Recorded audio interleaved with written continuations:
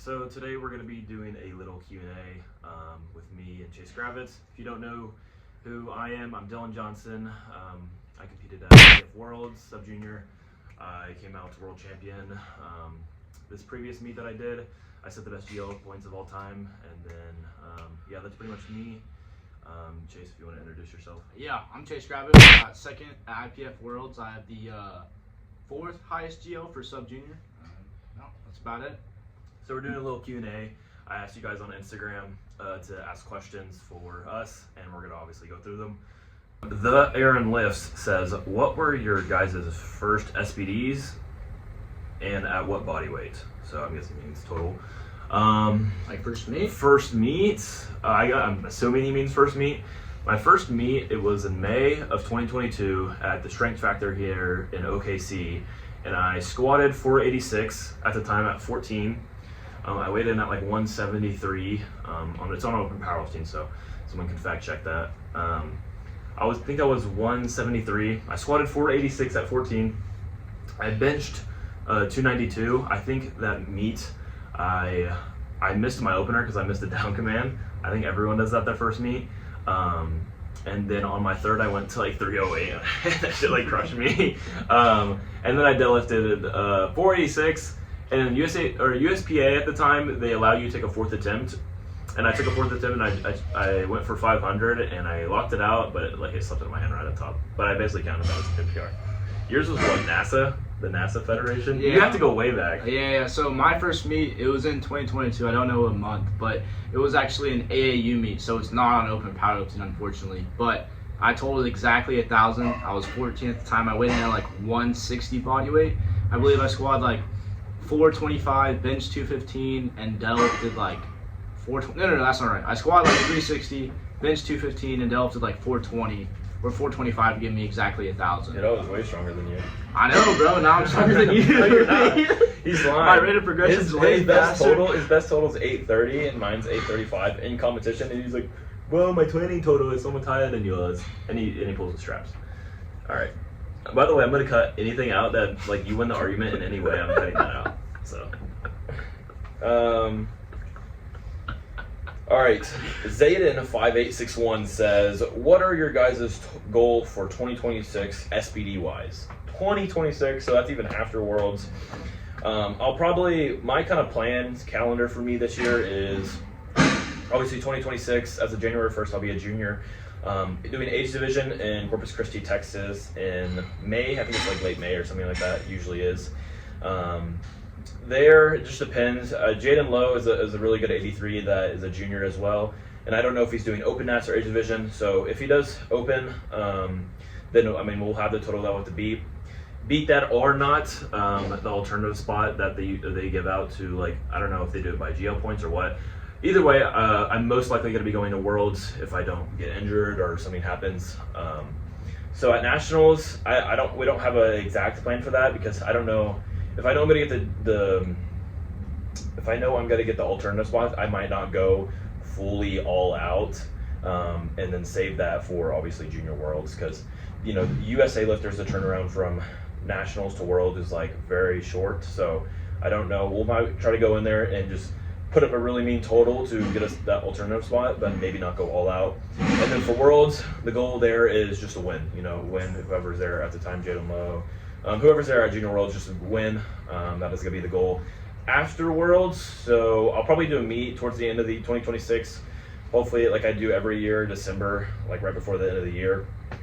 I don't know what meets are going to be up there. If there's an advances meet, I might try to do that. A big money meet, I'll probably try to go to that. And I would like, numbers-wise, to finish off the years, I would like to be at 83.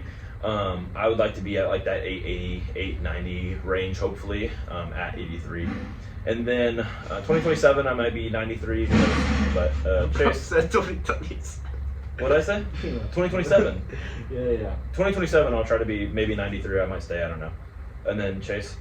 What are the goals for 2026? Yeah, what are your goals SPD wise for 26? Just run through like kind of the calendar. Okay. That's So a question as well. my next meet, I'm 11 weeks out. It's in March. I do Open Nationals. So the goal there, I don't think I'm going to be in prime time, so I'm probably just going to try to go all out. Obviously, I want to get the world's alternate spot or the world's first spot if I can.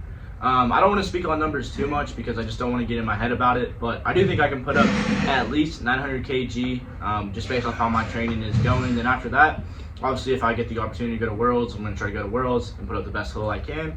Then after that, just whatever meet pops up next. I don't really know what's on my calendar for that, but those are just like my main focuses for 2026. Like numbers wise, my goals, like just to end with, I'll be really happy with like a 340 squat, maybe like a 200 to 205 kg bench, then maybe like a 380 kg deadlift. See if your mic was on. Yeah, so. What would that total be? 900 towards the end? No, like 340. 920 or something?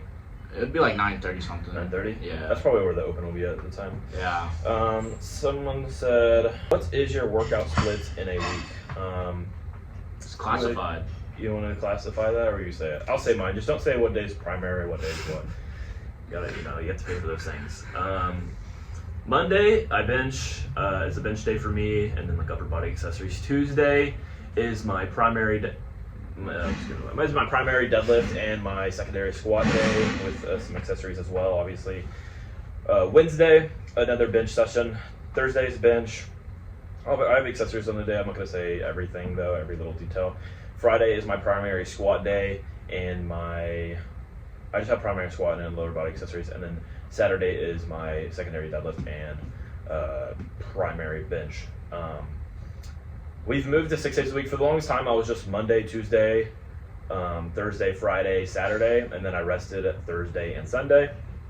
We moved to 6 times a week for that extra bench day. You want to go through yours? It's classified, bro. You want to classify it? I mean, it's pretty much the same as his.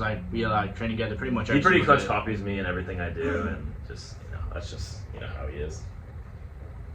All right, how long has Mo been coaching you? You'll go and then I'll go and then you can say how long, John. Or you go through your history of coaching actually. My history. Don't say names. Don't say names. But No, I can say names. No, don't drop names. Don't drop names. What's wrong with dropping names? You can drop John's name, but no one like that you don't like or don't work with anymore. I like all of them. Okay, well then you can. Okay. Wait, no, I'll go first. So I had a local coach for the longest time when I first started, like 14. You can no say names. I'm bleeping it. No say names. No say names. Don't say names. So I had a local coach for the longest time and made really good progress with him. And then I went to Mo. When was I? It was after my last meet at 15. Probably my best meet ever. I'm washed. When that meet that I did at 15, where I broke the Teen 1 dots. Then you switched to Mo? Then I switched to Mo. So that was in May, I think, of 23. Okay. That was May of 2023. I think I switched to Mo like June or July. I think it was July because that was like right when I turned 16. And then that like 2 months later, after that last meet of 15, I switched to Mo. So I was like just 16. So I've been working with Mo for a little bit over 2 years. I think almost 2.5, something around that. Yeah, 2.5. 2.5 years, almost. Yeah, 2.5 years I've been working with Mo. You can kind of go through your history. Chase has had way more coaches than me, so you can kind of go through his history of coaching. Yeah, so right when I was 14, I was first coached by... I forgot his name, but... I didn't even know his name. Bro, I forgot his name. But, yeah, he doesn't really post about powerlifting anymore. Damn, that's crazy. I really forgot his name. The disrespect. Wait, what was He's it? probably watching this, dude. He's going to be pissed. Bro, I forgot his... You're an asshole, too. It was like Jeffrey something. Wait, no, that doesn't sound right. I don't know. Just keep going. I don't know. Okay. Then after that, I went to Matt Fraudel. I went with him for like the longest time. Back when Hudson trained here. That's kind of one of the reasons I went with him. Made really good progress. I think I went with him from the ages of like 14 to 16. Really good coach. Really don't know why I left him, but great coach. And then after that, I was pretty much self-coached for like, I want to say a whole year. And then I reached out to John after I did a meet in November. You made good progress when you self-coached? Yeah. You did 782.5 at like 85. Were you self-coached? Yeah. Really? Yeah, I was still way stronger than you, which is crazy. Shut up. So then I switched to John, and I made really good progress with him. Obviously, the connection that he's been able to get with me has been really good. And then obviously he's a DPT, so he specializes in like physical therapy and just keeping lifters healthy, which he has been able to do. And I've been really happy with him. I think right now, I actually think marks about a year with John Song. I think I started with him in November. It's December now. So been very happy with the progress I've been making. Very nice. This is a good question because I don't think many people know this about me and you. where are y'all from, and where did y'all meet each other? So originally, I am from New York. I was born in New York, but I moved back to my family is originally from here. Moved to New York for a few years. I was born, and then moved back to Oklahoma. So I've been in Oklahoma since I was like 3. So I've been here pretty much all my life and basically been raised here. You're born here, right? I was born Chase here. is born and raised. I was not born in Asia. All right. Born and raised in Oklahoma for Chase. Where did we meet? This is actually very funny. So the first time I ever heard about Chase, I think I was 14, and I was doom scrolling on TikTok, and I saw a reel of this guy deadlifting at Corrupted Strength. So I originally thought you lived in Texas.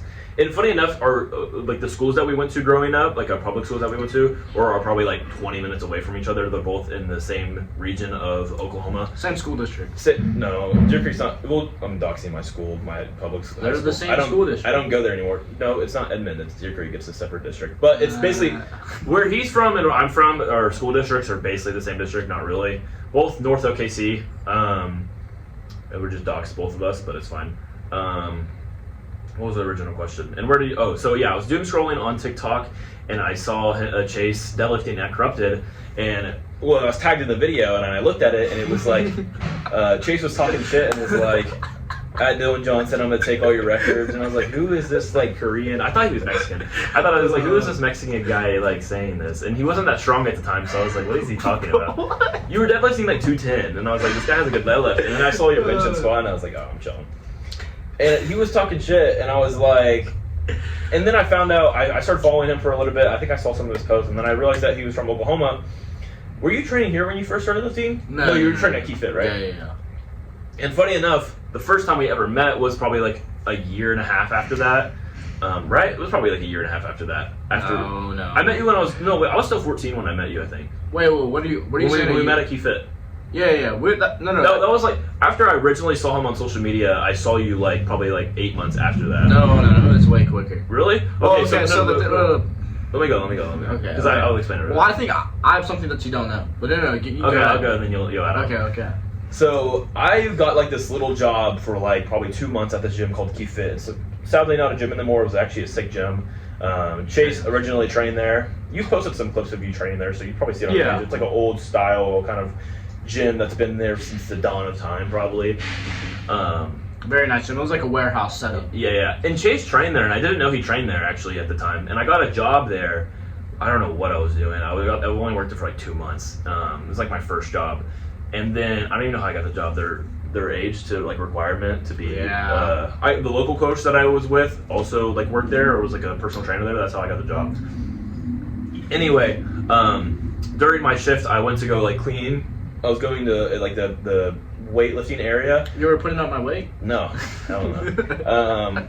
And I went into the weightlifting area and I saw Chase and I was like, oh shit, because as a kid I was like, this guy was talking shit, so I'm like, my heart was beating super quick. And this guy Chase couldn't make eye contact. This guy was so awkward, stuttering over his words.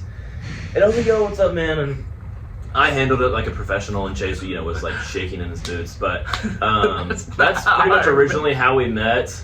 And that we didn't see each other for probably like 2 years after that. We actually probably didn't see each other for like 2 years after that. After we met at Keep Fit.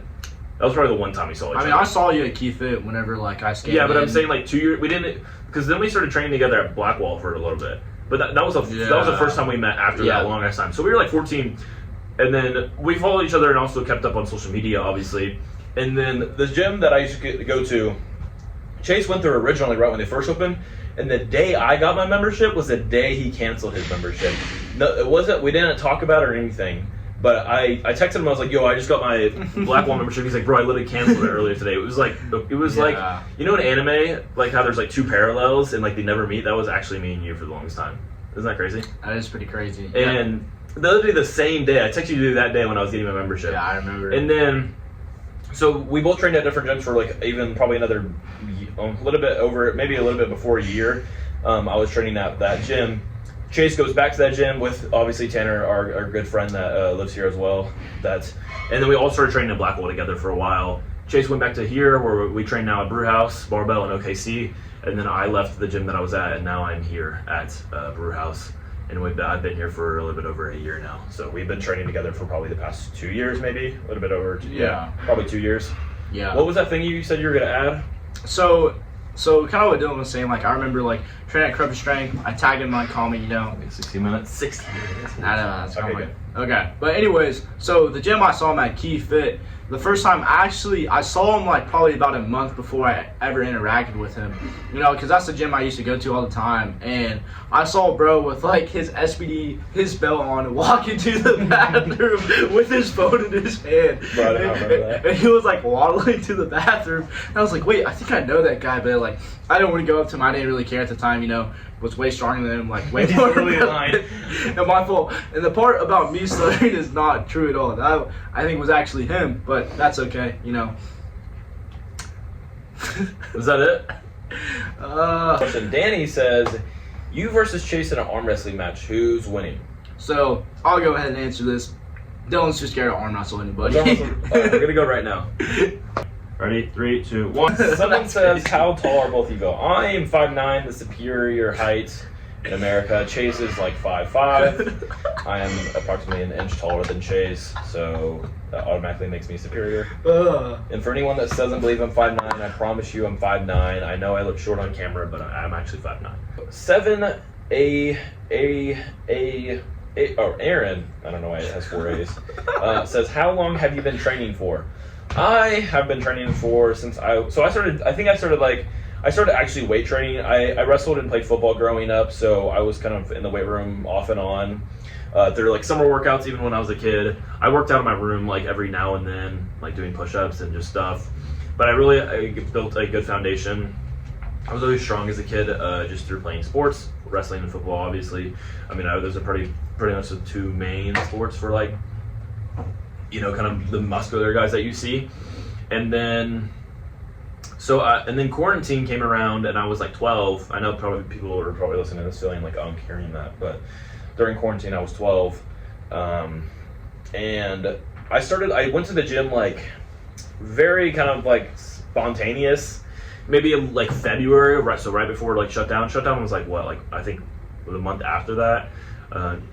Like March, I think it was, because it was spring break is when we got like let out for school. Yeah. So it was like that March of I think 2020 or 2019. That was 2019 or something like that, somewhere around that.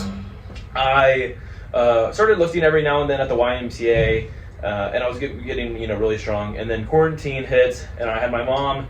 I was like, I really wanted to work out because I had nothing to do. I was just playing Rainbow Six Siege and doing absolutely nothing. And she found on Facebook Marketplace like these weight sets, 25-pound. It was a 25-pound dumbbell, a bench. It was actually a decent bench, and these like little plate-loaded like dumbbells, but it didn't go that heavy. And I got like this mat, and I had like this push-up machine. I'm gonna put a picture up on the screen. Do you remember those push-up things where they're like the handles that were in the push-up board, and like you could turn them this way, that way, and like it had like all the different versions. Yeah, like it had like the cross and normal wide grip, and then like. Dude, that shit was so. Now that I'm looking back on it, that shit was so wrong because it said like if you turned it like this, it would be working back, even though you were still pushing. So those things were wrong. But I did those a lot, and then I did a lot of stuff with dumbbells, and I worked out basically all of quarantine in my room every day. Right. So my birthday's in July. I started really working out like June. So like I was 12, it was right before I turned 13, and then I was just YMCA training. I trained like twice a day in my room, and then the YMCA opened again. I would train in the YMCA as well.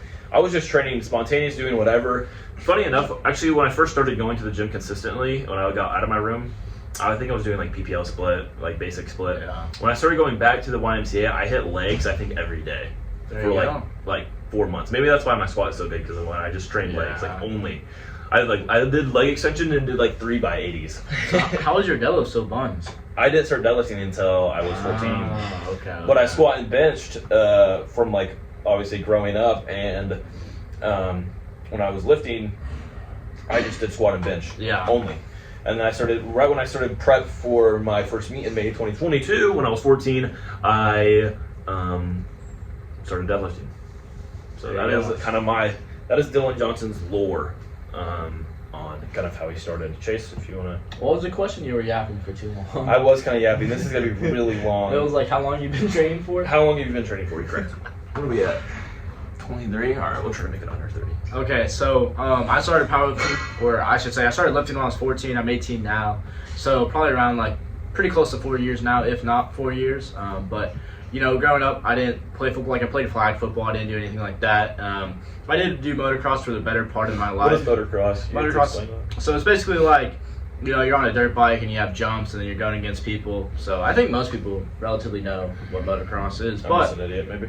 yeah. Okay, I you can understand it, but I wanted you to elaborate. Yeah, so you but can let her know. motocross, if people don't know this, but it's like one of the most like physically demanding sports. Like on a chart of like out of the 20 sports, I think it's like ranked like top 5 or maybe even top 4. But it's a pretty That's physically. controversial. People are gonna hate on that. Comment if you agree with that or not. Oh well, but that's pretty much all I did. And then like when I was doing that, my dad had me doing like push-ups and sit-ups. But other than that, like pretty much like never worked out. Whenever like I first started going to the gym, I was like 140 pounds, and then like I started off like doing like push-pull legs. Then I knew obviously you see like Larry Wheels videos, and I got implemented in powerlifting. Then I would say I've been like powerlifting for like the better part of like 3.5 years, but I really only started taking powerlifting serious this past week. So you can expect a lot of like progress going up and up and up from here on. Funny that you mentioned Larry Wheels. Larry Wheels was the first like person I ever saw that like really got me. Like I found out what powerlifting was because of Larry Wheels. Yeah. He posted a video, and everyone knows this video. I don't know who he was trying to. It was like a mix of I don't know which one it was, but it was a bunch of them. One of my favorite videos when I was a kid, and I was like, dude, it made me mad that like I was like jealous that I wasn't in it. You remember Tristan Lee?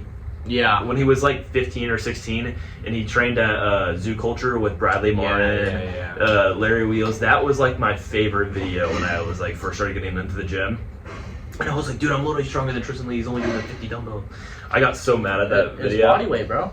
I know. He was probably like 120 pounds at the time, but he was shredded for the time of kids like kind of being strong. 100%. He was like kind of the first one to do that. Yeah.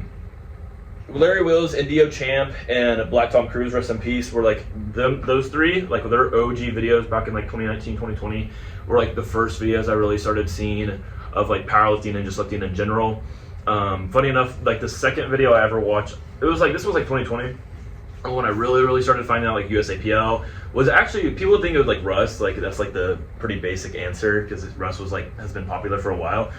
It's actually Bob. Bob was like, it was like I don't know if it was a YouTube short or just a small video. It was, I think, Black Tom Cruise, like Bob, Yeah. and someone else. I mean, Bob used to do like the circuits lift. Yeah, but he used to train with Black Tom Cruise. Yeah. And they were training in the backyard like deadlifting, and that was like one of the first videos. Yeah, I that was ever in saw. quarantine. Yeah, it was like one of the first videos I ever saw. But that was kind of my origin, how I found it. So I told Bob that, and he felt like unk after telling him. So let's see. Does programming really help at building strength? I have never tried it. That's why I ask. Do you think programming helps building strength, or would you say it's overrated? I mean, push-pull legs is programming in essence. So yes, programming will help you build strength. So kind of a silly question, but Good answer. Yeah, I think he means like coaching programming. Is probably what they're trying to make. I mean, yeah. He has to build strength, but I mean, for So, the like- longest time, I did PLP. I think like I did Yeah. push and then legs and then pull, and then on push day I would bench. My legs day I would squat, and then the pull day I would deadlift. Yeah. It's kind of funny, but I did that for the longest time before I like had a coach, kind of. Yeah, I mean, like having a coach for any level, as long as he is actually like a knowledgeable coach, is going to be beneficial in pretty much every way. Yeah. I mean, there's free programs on there on Reddit that you can find that are pretty good. What's his name? Stephen Novi. Yeah, I don't know why I was PRS Stephen Novi. Performance. Stephen Novi on PRS Performance on Instagram has a really good free like 12-week program that you can check out. So good. I'm cutting that out. I'm gonna bleep that. Bro. Advice for young lifters who want to go far in this sport. So This is such a good question. You want to go first? And you just don't know how to answer it. I do know how to answer. I am You PR can, trained. you can answer first. What's the question? It's just advice for young lifters who want to go far in this sport. So my advice. We'll for end it off with this one. So Okay. So my advice for young lifters, like especially like if you're getting into the sport, like you can't even drive. Like I'm sure me and Dylan, we both like we had our mom or our dad take us to the gym, and so if you're like that young where you actually can't drive to the gym, obviously like your focus relatively shouldn't be on numbers, because obviously everybody hops on social media. They see people lifting these insane amount of numbers and they get in their head and they think they want to do it, and then they start getting consumed with numbers. But in reality, they should just focus on having fun with training and building strength and building muscle, because one like misconception a lot of people do. What? Nothing. I said so wise. Oh, a lot of people, when they first start training, like they focus too much on numbers when they should really be focusing on building muscle. Because if you look at any top powerlifter, they're going to be jacked. So if you're not jacked, you're not going to be able to put up those numbers. So we should probably focus more on like the bodybuilding aspect, because a lot of good powerlifters, they have like, they don't do like a bodybuilding show, but they have trained bodybuilding for like 2 to 3 years prior. So they have built a really good base for powerlifting. And so obviously that, and then obviously like I did coaching for a little bit, and this is just something I see in the day-to-day life with just like especially younger lifters, is they get too consumed with numbers, and that ends up just like getting in their head, getting in their brain, and then they end up just like having a snowball effect, and they just start tumbling down from there, and then eventually they quit powerlifting because they're not able to hit those very high expectation numbers. And not saying having high expectations isn't a bad thing, but obviously you should know your limit, and you should know what's actually high expectation versus having a high expectation that is actually you have the potential to hit, if that makes sense. Yeah, that's a good answer. That's not the point I was really gonna make. So what's the question? Advice. Advice for a young lifter. I'm going off kind of what Chase said. I'm a very big advocate for, if you're 13, 14, 15, 16, I'd probably say in that age range, and you're just now getting into the gym, and your first thing in the gym, like you're just stepping in the gym, and you're like, hey, I want to powerlift. I would really focus on just building muscle and really just bodybuilding for a year maybe. You could do, obviously you do the SBD with it, squat, bench, and deadlift with it, but I would really try to advocate for just putting on muscle, because I'm a big believer in more muscle in a sense does mean more strength, or more muscle does bring a higher ceiling for that strength, obviously. So I'm a big advocate for just really doing body. That's the first thing I did. I didn't powerlift until I was 14. 2 years I was just doing hypertrophy training, like balls to the walls, like every day I was in there going to failure. I was like super young and I was an idiot, so I could push really, really hard, go to failure, and do like crazy volume. I didn't know anything, but I put on a lot of muscle doing that, and it helps build a crazy base for like when I started powerlifting. And this is something I want to say, this is a big mistake I made, which I wish a lot of other people could have prevented. But starting off, I like did my own programming. And whenever you're starting off, you are not going to be the smartest coach to yourself. You're not going to be the smartest program. Like, get advice from people that actually have experience. Get a free program, because at the end of the day, you're not going to be as smart as someone else that's had that much experience. And that's something I made the mistake of, and I got injured because of it. So, like, when I first started powerlifting training, I was doing, like, block pulls, and, I was, like, taking deadlift days heavy all the time, and that got me injured. And that's what a lot of, like, young, inexperienced lifters do. So just take the extra step, like someone, if you're at a powerlifting gym, like talk to somebody, or like what we were saying, get like a free program, because at the end of the day, there's going to be 99% of the time there's going to be a program out there that's going to be better that you're giving yourself. So self-coaching is pretty much never the way when you're starting off training. Yeah, I mean, that's what I tell people. I'm like, dude, learn as much as you can. Yeah. Try to go to a gym. If you don't go to a gym, then whatever. But if you go to a gym, always ask the strong person that you see, ask them for advice. Now, again, being strong and being big doesn't obviously mean you know what you're talking about. Take everything what they say with a grain of salt. Do your own research, and there's so much information out there now, and there was when we grew up. I know people like way older than us didn't have that, but it's everywhere now. Dude, ask so many questions. Ask as many questions. I know it's hard for some people. For me, I was like super antisocial as a kid, and I never asked questions. I did all like research on my own. But you don't even need to ask people. There's plenty of information out there now that you can just look up, find. You ChatGPT in it. Yeah, I mean, ChatGPT can write a solo program probably if you're just starting. And the big misconception, like what Dylan saying, like being too scared, I've definitely felt that before. And this is like a good rule of thumb. Pretty much, the biggest and the strongest person at the gym is oftentimes going to be the nicest person. It's the people that are in the middle range that are going to be the people that, if they don't want to talk to you, which is very unlikely, but they're going to be that people. But pretty much the biggest and the strongest person's always going to be the nicest, and it's pretty much always going to be willing to give out information, because that's how they got there at the end of the day. Yeah, that's true. I mean, the most like hardcore gyms you see in your area, if you go to those, likely it's gonna be like the nicest people there. Yeah. But another thing, this is kind of the main thing I tell people is like, oh, there's so many people stronger than me, I'm cooked, you know what I mean? Like when you're a kid, is a lot of these kids that you see now that are even 15, 14, 16, 17, 18, 19, even 20, that are super, super strong, and then they fall off the face of the earth, and you're like, oh, there's no way I could beat them. And then like they make really, really solid progress, and then they get injured, or when you're growing up, you really don't have any life obligations, so life just happens. You just go to school, relationships, friendships, stuff gets in the way, actual like just life problems get in the way. So a lot of these kids, and powerlifting doesn't have a lot of money in the sport, obviously, so some people just literally just lose the desire once they stop making progress a little bit, and they just dip. They're like, I'm not into the sport or anything anymore. I'm not going to name names, but you know who it is. Like, there's plenty of people on social media. On TikTok, dude, I've been following kids. I've been posting on social media and had like some like niche bit of a following. And sometimes when I'm going through TikTok, I'll go to like my following tab, and seeing kids that I followed for like since I was 14 that were like way even strong as me, are really, really strong. They post and they're just like, they barely even lift anymore. So don't get discouraged by just people being way stronger than you. 9 times out of 10, these people aren't. They just dip off the face of the earth. Dude, They have actual. This is very niche, but Don't name names. No. Don't name names. Name drops instantly. I'm not taking. But this was super, super niche. If you guys know what I'm talking about, you'll get it. He posted like his little cousin or little brother, little friend, and it was like 14-year-old. Yeah, that was a 300 kg conventional. That was like insane. I the remember seeing one that. post I've ever seen him. Falling off the place of earth. Never seen him again. He posted him one time, and it was like a 300 kg conventional That was deadlift by insane. like a 14-year-old 90 kg. Fell off the face of the earth. That is And true. also, but that's like that one thing. Like, you can see this one post of somebody, and then they'll just fall off the face of the earth. So, Yeah, a lot of these people just make progress.